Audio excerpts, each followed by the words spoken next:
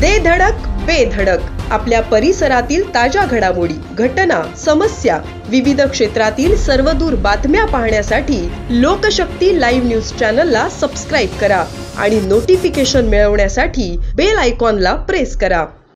नवी मुंबईच्या नेरूळमधून एक धक्कादायक घटना समोर आली आहे। नेरूळ सेक्टर 10 मधील दत्तकृपा या इमारतीत योगेश वाईन शॉप हे मद्य विक्रीचे दुकान असून रविवारी मध्यरात्री 1:30 वाजण्याच्या सुमारास याला आग लागली होती।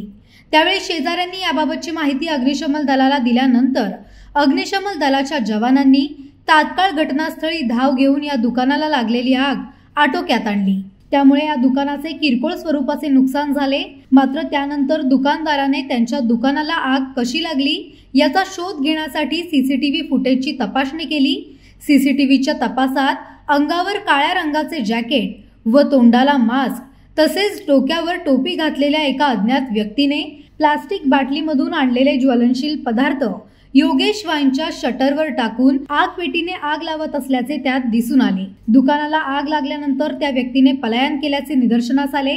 त्यानंतर योगेश वाईनच्या मालकाने नेरूळ पोलीस ठाण्यात तक्रार दाखल केली आहे। त्यानुसार नेरूळ पोलिसांनी अज्ञात व्यक्तीचा शोध सुरू केला आहे।